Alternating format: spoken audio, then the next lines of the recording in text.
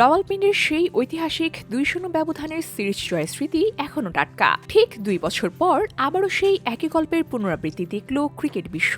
তবে এবার মঞ্চ ছিল মিরপুরের হোম অফ ক্রিকেট। পাকিস্তানের বিপক্ষে ঘরের মাঠে দীর্ঘ ২৩ বছরের অপেক্ষার অবসান ঘটিয়ে প্রথমবারের মতো টেস্ট জয়ের স্বাদ পেল নাজমুল হোসেন শান্তর দল। স্পিন নির্ভর মিরপুরে এবার সম্পূর্ণ ভিন্ন রণকৌশলে বাজিমাত করেছে বাংলাদেশ।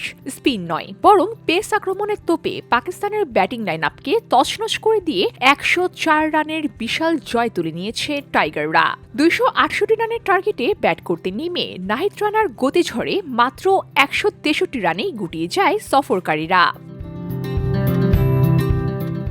ম্যাচের শুরু থেকেই দাপট দেখিয়েছে বাংলাদেশের পেসাররা। ইনিংসের প্রথম ওভারেই ইমামুল হককে সাজঘরে ফিরিয়ে বিপর্যয়ের সূচনা করেন তাসকিন আহমেদ। পাকিস্তানের অধিনায়ক শান মাসুদও দ্রুত বিদায় নিলে চাপের মুখে পড়ে সফরকারীরা। মাঝে আবদুল্লাহ ফজল ৬৬ রানের লড়াকু ইনিংস খেলে প্রতিরোধ করার চেষ্টা করলেও তাইজুল ইসলামের ঘূর্ণিতে সেই আশাও ধূলিসাৎ হয়ে যায়। এর পরপরই শুরু হয় নাহিদ রানার তাণ্ডব। নিজের করা টানা ২ ওভারে মোহাম্মদ রিজওয়ান ও সৌদ শাকিলের মতো নির্ভরযোগ্য ব্যাটারদেরকে সাজঘরে পাঠিয়ে পাকিস্তানের জয়ের স্বপ্ন গুড়িয়ে দেন এই তরুণ গতিদানব। মাত্র ৪০ রানের খরচায় একাই ৫ উইকেট শিকার করে নিজের ক্যারিয়ারের অন্যতম সেরা স্পেলটি করেন নাহিদ।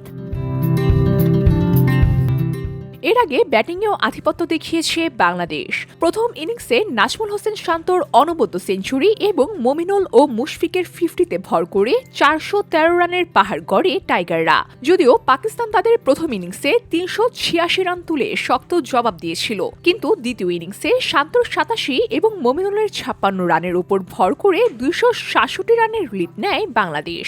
শেষ পর্যন্ত তাসকিন, তাইজুল ও মিরাজের দুর্দান্ত সাপোর্টে নাহিদ রানার ফাইফার পূর্ণ হলে এক স্মরণীয় জয় পায় বাংলাদেশ।